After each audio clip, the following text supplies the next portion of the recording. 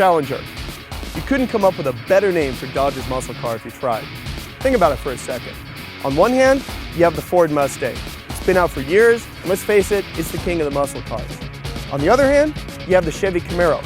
It's not even going to be out for another year, and there's already a media circus following it everywhere it goes. In between the two, you have the Challenger, Dodge's 425 horsepower answer to those two cars. Hi, I'm Keith Buglowitz, and right now we're taking this car to the racetrack to find out if it has what it takes to play with the big boys.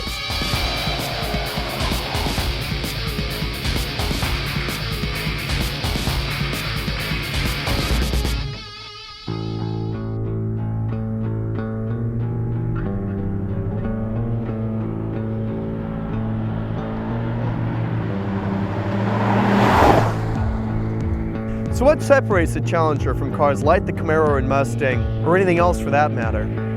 For starters, there's classic muscle car styling. This isn't an attempt to fuse modern design with heritage styling. In spirit, this is a genuine resurrection of a classic car from another era. The scalloped grille, menacing headlights, and sculpted hood with butterfly air intakes look drag strip ready. Throw in the swoopy beltline, domed mirrors, and fat rear light bar, and you've got enough 70s funk to fill a Salvation Army store. Yet in its stance and presence, it's different and better than the classic Challenger, achieving the look that the original designers must have been going for. Besides looks, the Challenger will be critically judged by performance, and Dodge has come to the pageant ready. 2009 will bring drivetrain options, but for now, it's all Hemi. The SRT8 packs in a 6.1-liter Hemi V8 good for 425 horsepower, allowing drivers 0 to 60 times under 5 seconds. That might not seem fast compared to some sports cars on the road, but when you sit in a car like this, it's about how the entire experience comes together. It's fun to drive even before you go anywhere, but that doesn't mean I'm not going to take it out on the track.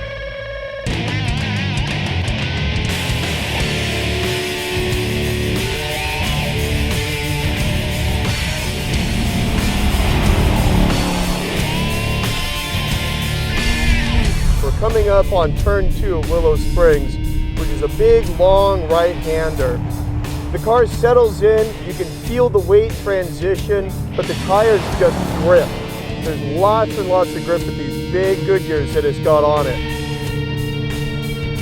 Just let the engine carry up here, and then heavy braking, and this thing's got great brakes. It's got Brembo brakes in front. They do a great job of bringing this thing down from speed.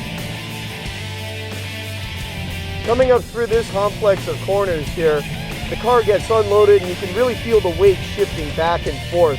It weighs more than 4,000 pounds, which is not exactly ideal, but the car handles it pretty well. There's plenty of power and the suspension is really well sorted, even though it does weigh quite a bit.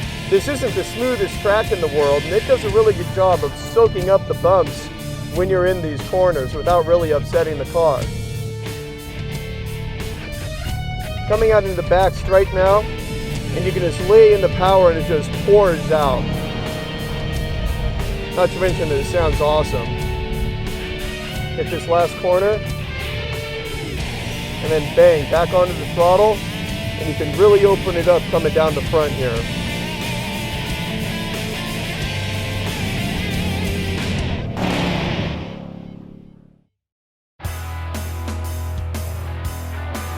So the Challenger's good on the track, we know that.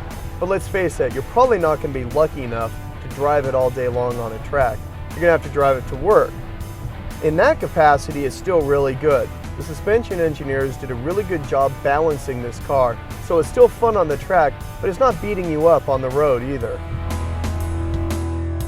The interior styling on the Challenger isn't nearly as dramatic as the exterior. It's a lot more conservative.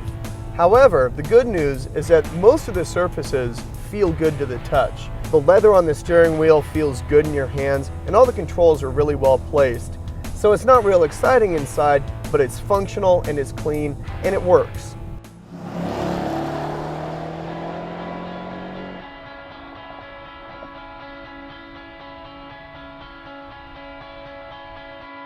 So what's the verdict? Well, on the road or on the track, the Challenger is a tough act to follow.